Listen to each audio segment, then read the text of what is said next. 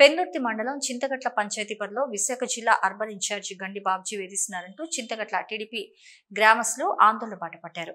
Madugula MLA Bandaru నియోజకవర్గం వీడినప్పటి నుండి వేధింపులు మరీ ఎక్కువయ్యాయని ఆవేదన వ్యక్తం చేస్తున్నారు. దీనికి నిదర్శనమే గడిచిన 6 నెలల కాలంలో తప్పుడు కేసులో బనాయించి ఎటువంటి విచారణ చేపట్టకుండా దమ్ము రమేష్ అనే టీడీపీ స్థానిక నాయకుడిపై కేసులే నిదర్శనంగా కనిపిస్తున్నాయన్నారు.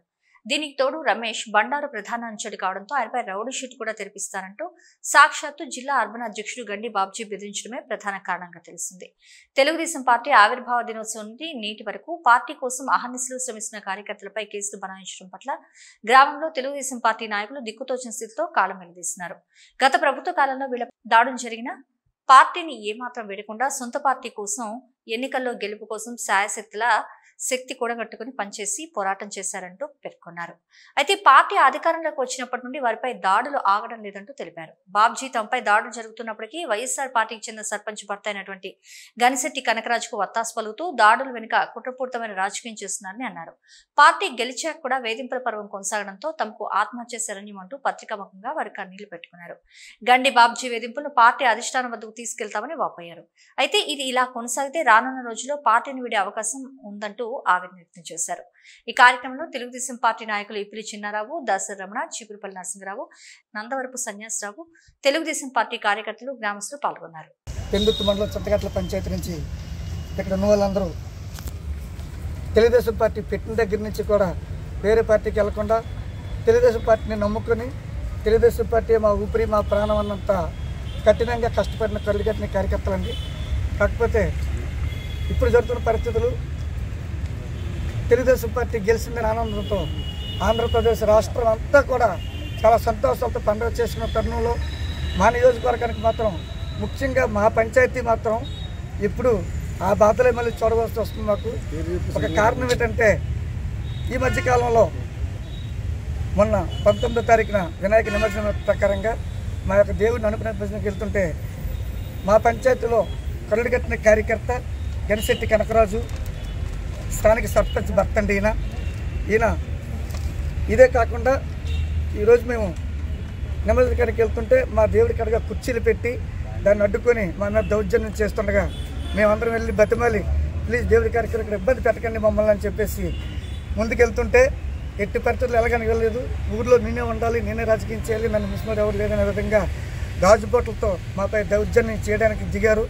ఇక్కడ మా టీడీపీ కార్యకర్త దమ్ము రమేష్ అనే వ్యక్తి ఇతని మీద గాజు సీసాలతో మేము పక్కన ఉంటుండగా దౌర్జన్యం చేస్తే ఆ టైంలో మేము తప్పించుకుని వచ్చి పోలీస్ స్టేషన్లో కంప్లైంట్ ఇవ్వడం జరిగింది.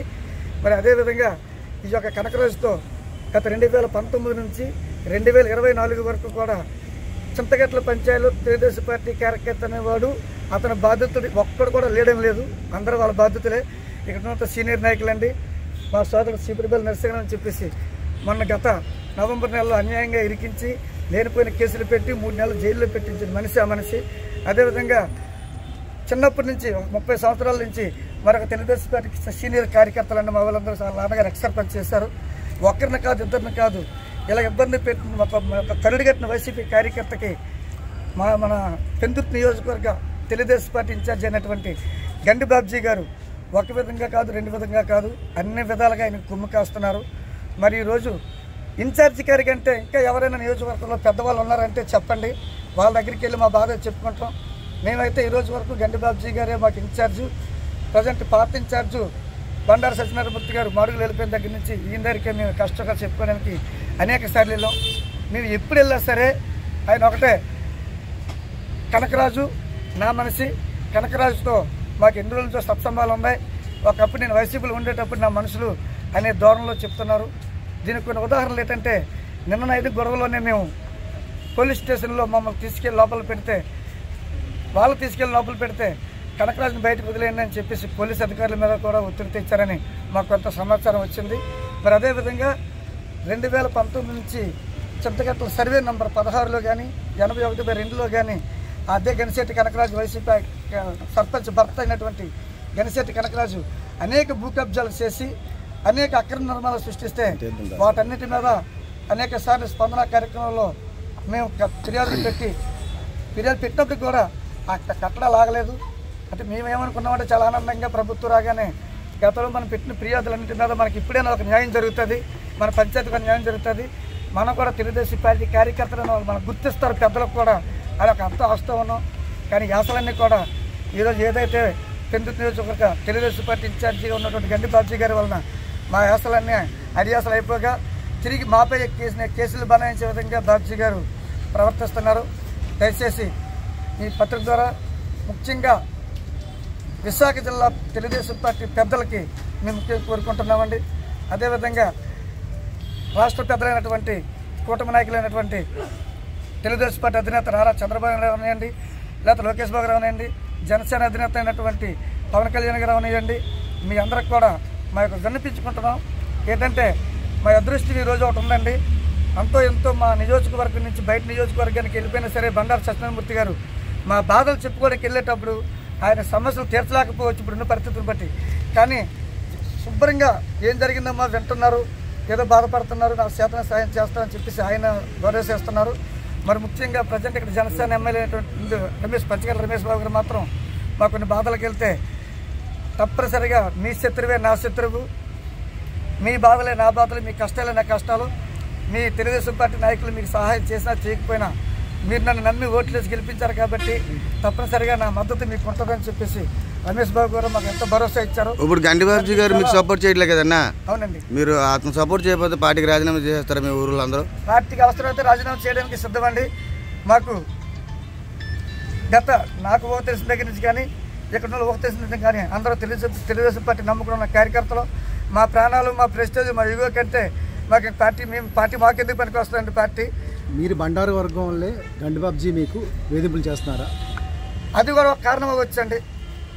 నేను నడుతున్న డైరెక్ట్ అనడానికి ఎందుకంటే ఒక పెద్దగా ఉన్నారు, ఇన్ఛార్జిగా ఉన్నారు కాబట్టి ఆయనే మా పెద్ద ఇక్కడ వెళ్తున్నాం తప్ప మరి ఆయన ఆలోచన, ఆయన ధోరణి ఎలాగుందో మేమైతే పసిగట్టలేము. కానీ ఇప్పుడున్న పరిస్థితులు చూస్తే అదే అనిపిస్తుంది కూడా మాకు. మీరు అడిగిన ప్రశ్న కూడా అది ఒక నిజమే అనిపిస్తుంది. మరి రాష్ట్ర అధ్యక్షుడు పల్లా శ్రీనివాసరావు దృష్టికి తీసుకెళ్ళలేదు సార్. మేము పల్లా శ్రీనివాస దృష్టికి తీసుకెళ్ళడానికి ఆయన ఒకసారి అడిగాము, కాకపోతే ఆ టైంలో ఆయన అక్కడ ఉన్నారు. మరి ఈ టైంలో నిన్న కూడా అడిగితే ఏదో కొద్దిగా బిజీగా ఉన్నారు, అయితే రమ్మన్నారు.